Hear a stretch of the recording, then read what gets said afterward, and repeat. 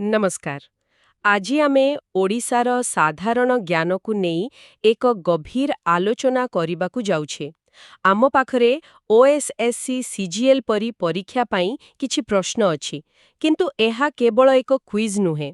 ଆମେ ଚେଷ୍ଟା କରିବା ଏହି ପ୍ରଶ୍ନଗୁଡ଼ିକୁ ବ୍ୟବହାର କରି ଓଡ଼ିଶାର ଭୂଗୋଳ, ଇତିହାସ ଆଉ ଅର୍ଥନୀତିର ଏକ ବଡ଼ ଚିତ୍ରକୁ ବୁଝିବା ପାଇଁ, ମାନେ ତଥ୍ୟ ପଛର କାହାଣୀ ଜାଣିବା।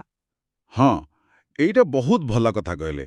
କାରଣ ପ୍ରତ୍ୟେକ ପ୍ରଶ୍ନର ଉତ୍ତର ଗୋଟେ ଶେଷ ନୁହେଁ, ବରଂ ଏକ ନୂଆ ଆଲୋଚନାରୁ ଆରମ୍ଭ। ଏହି ପ୍ରଶ୍ନଗୁଡ଼ିକ ମାଧ୍ୟମରେ ଆମେ ଜାଣିବା ଯେ ଓଡ଼ିଶାର ନଦୀ, ଇତିହାସ ଓ ଶିଳ୍ପ କେମିତି ପରସ୍ପର ସହ ଜଡ଼ିତ, ଆଉ ଏସବୁ ମିଶି ଆଜିର ଓଡ଼ିଶାକୁ କେମିତି ଗଢ଼ିଛି। ତେବେ ଚାଲନ୍ତୁ ଆରମ୍ଭ କରିବା। ଠିକ୍ ଅଛି। ତେବେ ଚାଲନ୍ତୁ ପ୍ରଥମେ ଓଡ଼ିଶାର କହିବାକୁ ଗଲେ ଜୀବନରେଖାରୁ ଆରମ୍ଭ କରିବା। ଆମ ନଦୀ ଆଉ ଜଳାଶୟରୁ। ଆମର ପ୍ରଥମ ପ୍ରଶ୍ନ ହେଉଛି, ଓଡ଼ିଶାର କେଉଁ ନଦୀକୁ ଦକ୍ଷିଣ ଗଙ୍ଗା ବୋଲି କୁହାଯାଏ?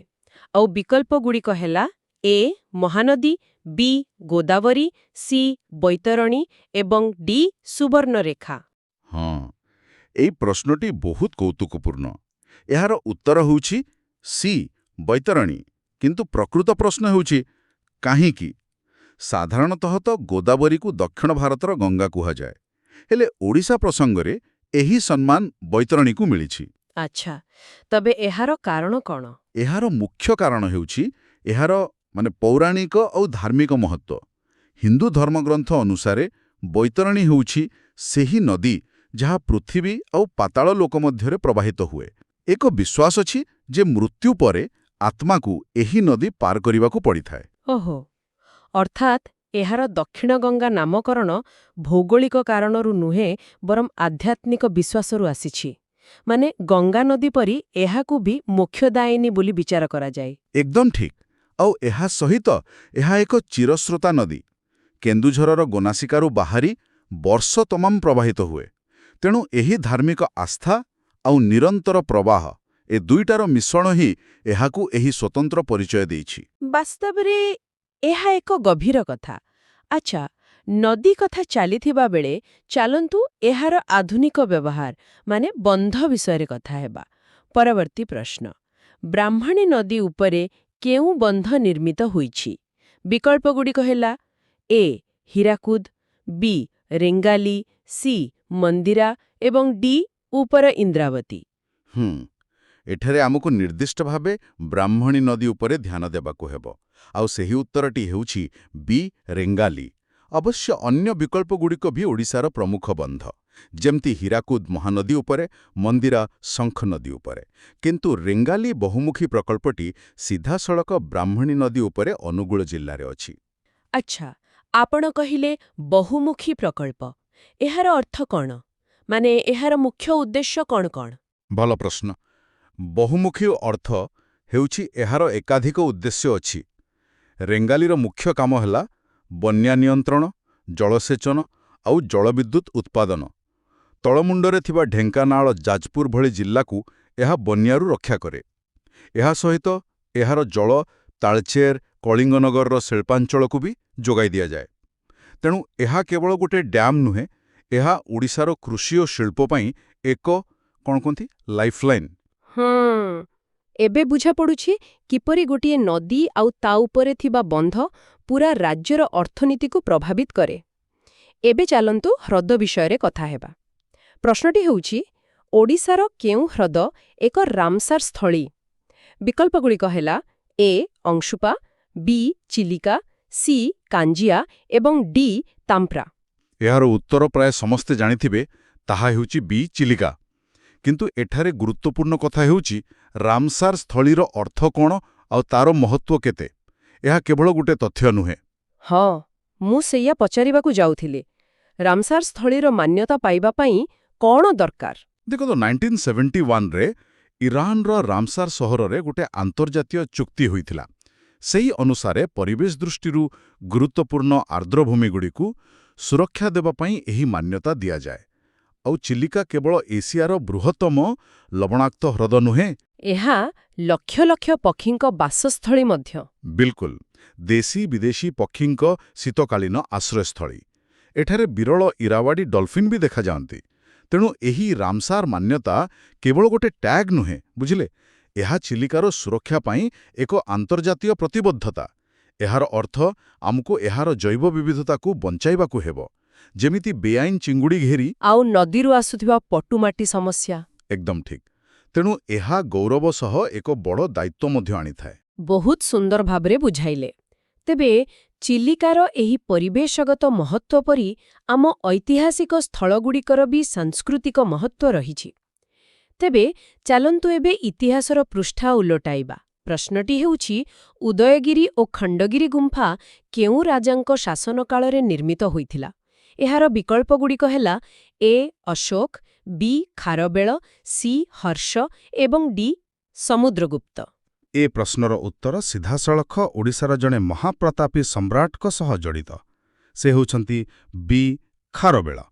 ଖ୍ରୀଷ୍ଟପୂର୍ବ ପ୍ରଥମ ଶତାବ୍ଦୀରେ ମହାମେଘବାହନ ଚେଦି ବଂଶର ରାଜା ଖାରବେଳଙ୍କ ଦ୍ୱାରା ଏହି ଦୁଇଟି ପାହାଡ଼ରେ ଅନେକ ଗୁମ୍ଫା ଖୋଦିତ ହୋଇଥିଲା, ମୁଖ୍ୟତଃ ଜୈନ ସନ୍ନ୍ୟାସୀମାନଙ୍କର ଆବାସ ପାଇଁ। ଆଚ୍ଛା, ଆମେ ଖାରବେଳଙ୍କ ବିଷୟରେ ଏତେ କଥା ଜାଣୁ କିପରି? ଇତିହାସର ମୁଖ୍ୟ ସ୍ରୋତ କ'ଣ? ତାହା ହିଁ ତ ଏହି ସ୍ଥାନର ସବୁଠୁ ବଡ଼ ବିଶେଷତ୍ୱ। ଉଦୟଗିରିର 17 ନମ୍ବର ଗୁମ୍ଫା, ଯାହାକୁ ହାତୀ ଗୁମ୍ଫା କୁହାଯାଏ, ସେଠାରେ ଏକ ବଡ଼ ଶିଳାଲେଖ ରହିଛି।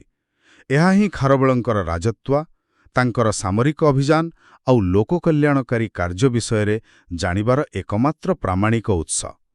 କହିବାକୁ ଗଲେ, ଏହି ଶିଳାଲେଖ ବିନା ଇତିହାସରୁ ଖାରବେଳଙ୍କର ନାମ ହୁଏତ ଲିଭି ଯାଇଥାନ୍ତା। ବାସ୍ତବରେ ଏହା କେବଳ ପଥରର ଗୁମ୍ଫା ନୁହେଁ, ଏହା ଓଡ଼ିଶାର ଗୌରବମୟ ଇତିହାସର ଏକ ଜୀବନ୍ତ ଦସ୍ତାବେଜ।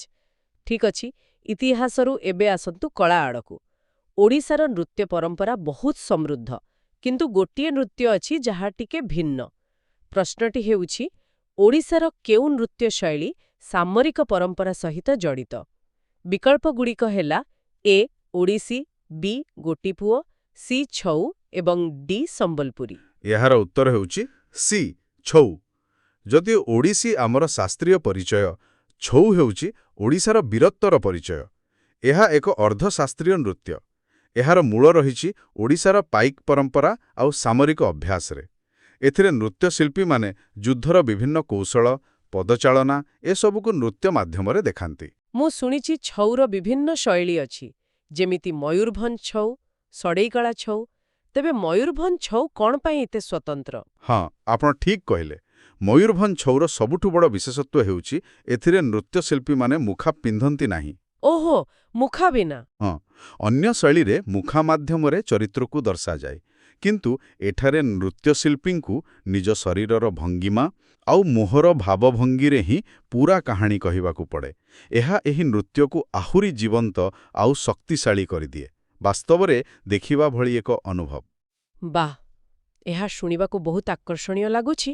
ଏବେ ଆଧୁନିକ ଇତିହାସର ଜଣେ ମହାନ ବ୍ୟକ୍ତିତ୍ୱଙ୍କ ବିଷୟରେ କଥା ହେବା। ପ୍ରଶ୍ନଟି ହେଉଛି, କେଉଁ ଓଡ଼ିଆ ସ୍ୱାଧୀନତା ସଂଗ୍ରାମୀ ଉତ୍କଳମଣି ଭାବରେ ପରିଚିତ? ଏବଂ ବିକଳ୍ପଗୁଡ଼ିକ ହେଲା ଏ. ମଧୁସୂଦନ ଦାସ, ବି. ଫକୀରମୋହନ ସେନାପତି, ସି. ଗୋପବନ୍ଧୁ ଦାସ ଏବଂ ଡି. ହରେକୃଷ୍ଣ ମହତାବ। ଏଥିରେ କୌଣସି ଦ୍ୱିଧା ନାହିଁ। ଏହାର ଉତ୍ତର ହେବ ସି. ଗୋପବନ୍ଧୁ ଦାସ। ଉତ୍କଳମଣି ଅର୍ଥାତ୍ ଉତ୍କଳର ମଣି ବା ରତ୍ନ, ଆଉ ଏହି ଉପାଧି ତାଙ୍କ ବ୍ୟକ୍ତିତ୍ୱର ସଠିକ୍ ପରିଚୟ ଦିଏ। ସେ କେବଳ ଜଣେ ସ୍ୱାଧୀନତା ସଂଗ୍ରାମୀ ନଥିଲେ। ଠିକ୍। ତାଙ୍କର କେଉଁ କାମଟି ଲୋକଙ୍କ ଉପରେ ସବୁଠୁ ଅଧିକ ପ୍ରଭାବ ପକାଇଥିଲା ବୋଲି ଆପଣ ଭାବନ୍ତି? ତାଙ୍କର ସାମ୍ବାଦିକତା, ସତ୍ୟବାଦୀ ବନବିଦ୍ୟାଳୟ ନା ତାଙ୍କର ସମାଜସେବା? ଏହା ଏକ ଜଟିଳ ପ୍ରଶ୍ନ, କାରଣ ତାଙ୍କର ସବୁ କାମ ପରସ୍ପର ସହ ଜଡ଼ିତ ଥିଲା। ଦେଖନ୍ତୁ, ସତ୍ୟବାଦୀ ବନବିଦ୍ୟାଳୟ କେବଳ ଏକ ସ୍କୁଲ ନଥିଲା, ଏହା ଥିଲା ଦେଶପ୍ରେମୀ ତିଆରି କରିବାର ଏକ କାରଖାନା। ସମାଜ ଖବରକାଗଜ କେବଳ ଖବର ଦେଉନଥିଲା, ଏହା ଲୋକଙ୍କୁ ଜାଗ୍ରତ କରୁଥିଲା। ଆଉ ତାଙ୍କର ସମାଜସେବା?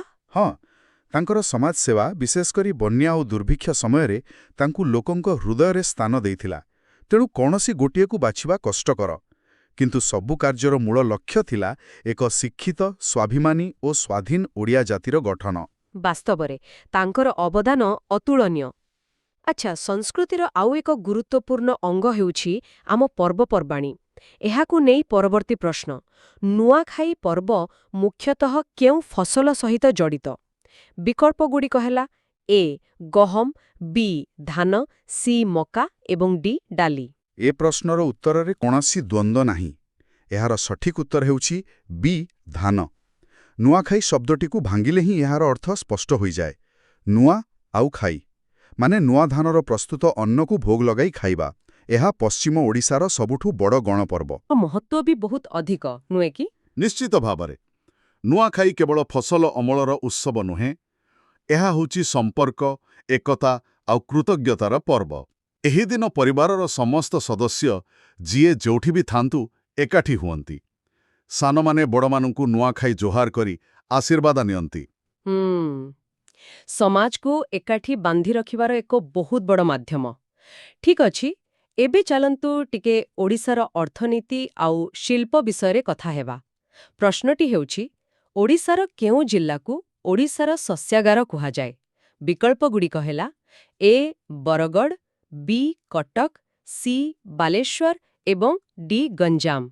ଏହାର ଉତ୍ତର ହେଉଛି ଏ ବରଗଡ଼।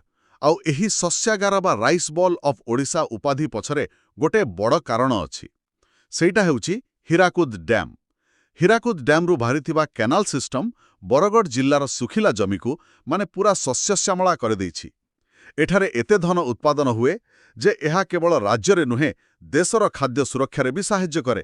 ୱାଃ, ଏହା ରାଜ୍ୟର କୃଷି ଅର୍ଥନୀତି ପାଇଁ ବରଗଡ଼ର ମହତ୍ତ୍ୱକୁ ଦର୍ଶାଉଛି। ଏବେ ଆସନ୍ତୁ ଜନସଂଖ୍ୟା ସମ୍ବନ୍ଧୀ ଏକ ପ୍ରଶ୍ନ ଦେଖିବା। ପ୍ରଶ୍ନଟି ହେଲା, ଓଡ଼ିଶାର କେଉଁ ଜିଲ୍ଲାରେ ସର୍ବାଧିକ ଆଦିବାସୀ ଜନସଂଖ୍ୟା ଅଛନ୍ତି? ଏହାର ବିକଳ୍ପଗୁଡ଼ିକ ହେଲା ଏ ମୟୂରଭଞ୍ଜ, ବି କନ୍ଧମାଳ, ସି ରାୟଗଡ଼ା ଏବଂ ଡି କୋରାପୁଟ। ସଂଖ୍ୟା ଦୃଷ୍ଟିରୁ ଯଦି ଦେଖିବା ତେବେ ଏହାର ସଠିକ୍ ଉତ୍ତର ହେଉଛି ଏ ମୟୂରଭଞ୍ଜ। ଓଡ଼ିଶାରେ 62ଟି ଭିନ୍ନ ଭିନ୍ନ ଆଦିବାସୀ ସମ୍ପ୍ରଦାୟ ବସବାସ କରନ୍ତି, ଯାହା ଦେଶରେ ସର୍ବାଧିକ। ଆଉ ମୟୂରଭଞ୍ଜ ଜିଲ୍ଲାରେ ସାନ୍ତାଳ, କୋଲ, ଭୂମିଜ ଏମିତି ଅନେକ ପ୍ରମୁଖ ଜନଜାତି ବସବାସ କରନ୍ତି। ତେବେ ଏତେ ବିବିଧତା ଥିବାବେଳେ ସେମାନଙ୍କର ସଂସ୍କୃତି ଓ ପରମ୍ପରାକୁ ସଂରକ୍ଷିତ ରଖିବା ଏକ ବଡ଼ ଆହ୍ୱାନ ନିଶ୍ଚୟ। ବିଲକୁଲ, ଏହା ଏକ ବହୁତ ବଡ଼ ଆହ୍ୱାନ ଆଉ ଦାୟିତ୍ୱ ମଧ୍ୟ। ସେମାନଙ୍କର ଭାଷା, ଜୀବନଶୈଳୀ, କଳା, ପରମ୍ପରା ଏସବୁ ଓଡ଼ିଶାର ମୂଳ ପରିଚୟର ଅଂଶ।